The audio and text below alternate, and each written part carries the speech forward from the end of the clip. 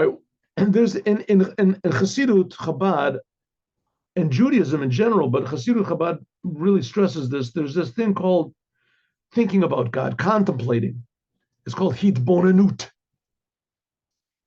Hitbonenut means contemplating, thinking very deeply into God. Okay, if you want to think about God deeply, so you have to understand what does it mean in general to think deeply about anything. So first of all, let's say this: there's what's called meditation, and then there's what's called contemplation. Meditation, generally speaking, is to remove your mind from the world, remove yourself from the world, and you concentrate on one certain idea, topic, word, something. That's meditation. Generally speaking, it overlaps. Contemplation, generally speaking, is solving a problem, something that's really relevant to you. You have a problem, and you contemplate, how can I solve this problem? We're thinking about it. So let's just take the basic problem in Judaism. God is creating me and I don't feel it.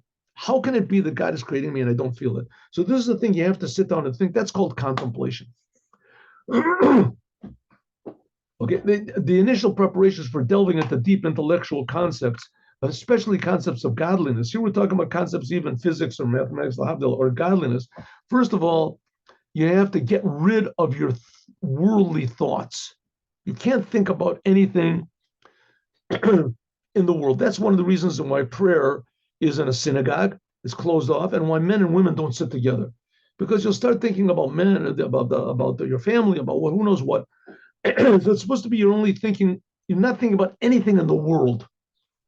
You have to get rid of your delights in worldly matters. Nothing in the world should draw you, your thoughts. Number two, you have to make a strenuous effort of your soul to, yes, get pleasure in spiritual things.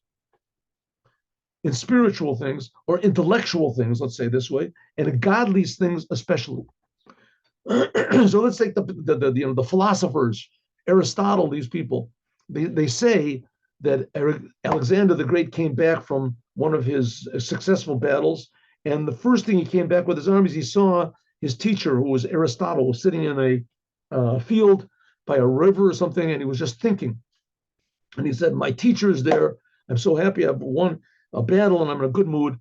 He sent one of his generals. He said, go to my teacher and tell him that anything he wants, I'll give to him. Anything he wants. He wants $1 million, $1 billion, whatever he wants, I'll give it to him. So they went back and the general went and he came back, and Alexander said, yes, did you ask him? Yes, I did. I told him anything he wants, he's going to have. He said, well, what did he want? What did he want? I'll give it to him. He said, he wants me to leave him alone. Just to think. He just wants to sit and think. In other words, he has no connection to the world, doesn't care about the world, but he does enjoy intellectual ideas. That's the basis of contemplation, forgetting about the world and getting pleasure in intellect. And if you want to think about God, you have to get, it's a little bit different type of intellect, but nevertheless, it still is intellect. You have to have pleasure instead of thinking about physics or mathematics or whatever is what's it called, the ethics. You think about the creator and the creator, he's creating me and how it is that he gave the Torah. That's the ideas of Chassidut. But in order to think about it, you have to get pleasure that draws you to think more and more and solve the problems of existence. Now let's have a story.